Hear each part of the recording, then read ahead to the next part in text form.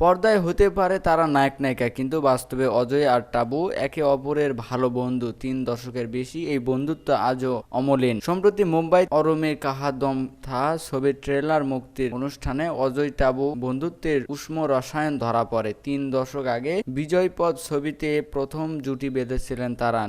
নীরজ পান্ডে পরিচালিত অরমে কাহা দম থা ছবিতে রোমান্টিক মেজাজে ধরা দিতে চলেছেন এই জুটি। মুম্বাইয়ের এক প্রেক্ষাগৃহে এই রোমান্টিক ছবির ট্রেলার মুক্তির অনুষ্ঠানে উপস্থিত ছিলেন অজয় টাবু, শান্তনু মহেশ্বরী, মাঞ্জরিকর, সঙ্গীত পরিচালক এম করিম ও পরিচালক নীরজ পান্ডে। এদিনের আসরে নায়ক নায়িকার খলসের বাইরে উঠে এসেছিল অজয় টাবু। কলেজ জীবনের খুনসুটি এখনো তাদের বন্ধুত্বে স্পষ্ট। তাই টাবুর সঙ্গে কাজ করা প্রসঙ্গে অজয় হেসে বলেন, আমরা একসঙ্গে অনেক কাজ করে ফেলেছি, তাই এখন আর কিছুই মনে হয় না। এবার টাবুর দিকে তাকিয়ে মজার সুরে অভিনেতা বলেন, ওর তো সারাক্ষণ কিছু না কিছু অভিযোগ থাকে, গরম পড়েছে, আরও কত কি যে বলে, কানের কাছে বকবক করতেই থাকে। টাবু ও সারার পাত্রী নন তিনি।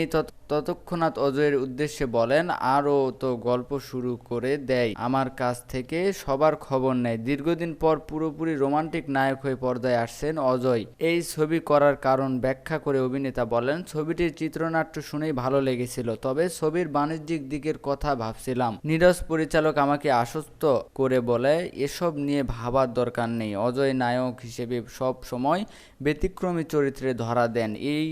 এই প্রসঙ্গ সংবাদ সম্মেলনে উঠতে অভিনেতা বলেন, আমি এই কাজ অনেক আগে থেকেই শুরু করে দিয়েছি, তাই আমি ততক্ষণ রেইনকোট এর মতো ভিন্ন ধারার ছবিতে কাজ করেছি। প্রেম মানেই তরুণ বয়সীদের গল্প, এই প্রথার বাইরে ঘেটেছে অজয় টাবু অভিনীত ছবিতে বলা হয়েছে প্রেমের কোনো বয়স হয় না। এই প্রসঙ্গে টাবু বলেন, আমি নীরজ পান্ডেকে কৃতিত্ব দিতে চাই, কারণ তিনি আমার আর অজয়কে নিয়ে প্রেমের ছবি বানিয়েছেন। সমাজ বদলালে আমাদের সিনেমাও বদলায়। এখন এই প্রথা ভেঙে গেছে যে রোমান্স শুধু তরুণ তরুণীরা করতে পারে। এখন রোমান্সকে দেখার দৃষ্টিভঙ্গি বদলে গেছে।